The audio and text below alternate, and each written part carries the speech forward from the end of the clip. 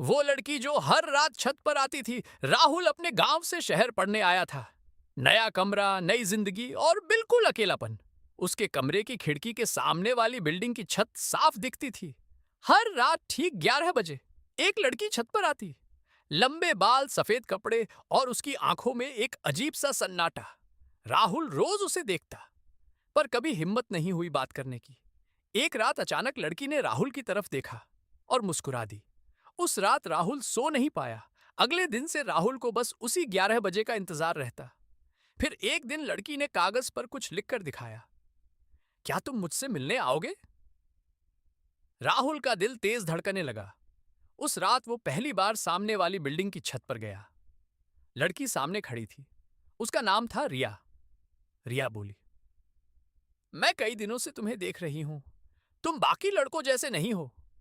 धीरे धीरे दोनों हर रात मिलने लगे। बातें होती, हंसी होती और दोनों करीब आने लगे।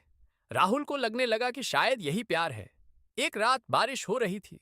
रिया भीग चुकी थी। उसने राहुल का हाथ पकड़ा और कहा, अगर मैं एक दिन अचानक गायब हो जाऊं तो क्या तुम मुझे ढूंढोगे? राहुल हंसकर बोला, तुम जाओगी ही क्यों? रिया की आंखों में आंसू थे। अगले दिन रिया छत पर नहीं आई। एक दिन, 2 दिन, 3 दिन। राहुल बेचैन हो गया।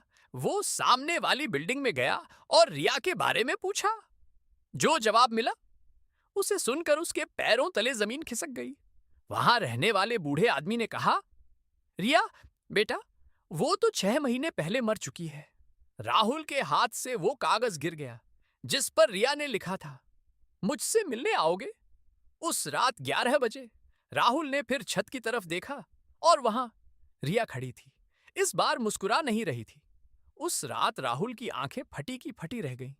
जिस लड़की के बारे में सब कह रहे थे कि वो 6 महीने पहले मर चुकी है, वो उसके सामने छत पर खड़ी थी। हवा तेज चल रही थी। रिया बस राहुल को देख रही थी। राहुल डर और प्यार के बीच फंस चुका था। अगली रात राहुल फिर छत पर गया। इस बार उसने हिम्मत करके पूछा, रिया, सच क्या है? रिया की आंखों से आंसू निकल पड़े। वो बोली, मैं मरी नहीं हूं राहुल, मुझे सबकी नजरों से छुपा दिया गया है। राहुल समझ नहीं पाया। रिया ने बताया, 6 महीने पहले उसके घर वालों ने उसकी जबरदस्ती शादी तय कर दी थी, लेकिन रिया किसी और से प्यार करती थी। जब उसने शादी से मना किया तो उसके परिवार ने पूरे शहर में यह खबर फैला दी कि रिया अब इस दुनिया में नहीं रही। उसे एक बंद कमरे में रखा गया, दुनिया से दूर। लेकिन हर रात वो छत पर आ जाती थी, थोड़ी सी आजादी महसूस करने। राहुल की आंखों में गुस्सा था। रिया बोली, तुम पहले इंसान हो जिससे मुझे लगा कि मैं अभी भी जिंदा हूं। धीरे धीरे दोनों का रिश्ता गहरा होने लगा। हर रात उनकी मुलाकात होती। एक रात रिया ने राहुल के कंधे पर सिर रखकर कहा, काश ये रात कभी खत्म ना हो। राहुल ने उसका हाथ पकड़कर कहा, मैं तुम्हें यहां से ले जाऊंगा। रिया मुस्कुराई, लेकिन उसी समय पीछे से आवाज आई, रिया। उसका बड़ा भाई वहां खड़ा था। उसकी आंखों में आग थी। उसने राहुल को जोर से धक्का दिया और कहा, अगर दोबारा मेरी बहन के पास दिखा तो जिंदा नहीं बचेगा।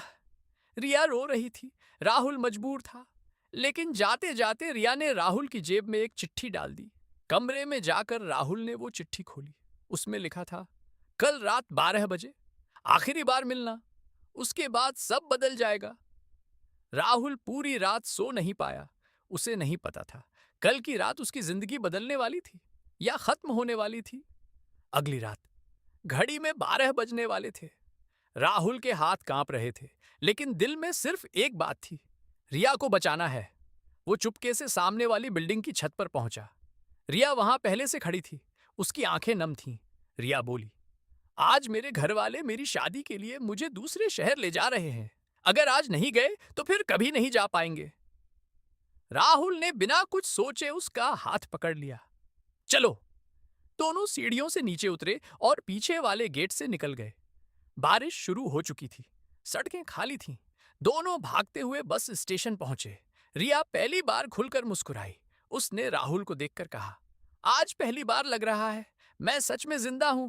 तभी पीछे से कई गाड़ियों की आवाज आई। रिया का परिवार पहुंच चुका था। उसका भाई गुस्से में चिल्लाया, रिया वापस चलो। राहुल उसके सामने खड़ा हो गया। पहली बार उसने डर के सामने कदम नहीं पीछे किए। रिया रोते हुए बोली, मैं कोई सामान नहीं हूं, मेरी जिंदगी मेरी है। यह सुनकर उसका पिता कुछ पल चुप रहा। फिर उसने पहली बार अपनी बेटी की आंखों में देखा और शायद पहली बार उसका दर्द समझा। कुछ देर की खामोशी के बाद उसके पिता बोले, अगर यही तुम्हारी खुशी है तो जाओ। रिया हैरान रह गई। राहुल ने राहत की सांस ली। कुछ महीनों बाद राहुल और रिया ने नई जिंदगी शुरू की। एक छोटा सा घर, बहुत सारे सपने और वो छत जहां से उनकी कहानी शुरू हुई थी। एक रात रिया मुस्कुराकर बोली, अगर उस रात मैं छत पर नहीं आती। राहुल हंसकर बोला, तो मेरी कहानी अधूरी रह जाती। और उस रात पहली बार दोनों ने आसमान की तरफ देखा, जहां अब डर नहीं था, सिर्फ प्यार था।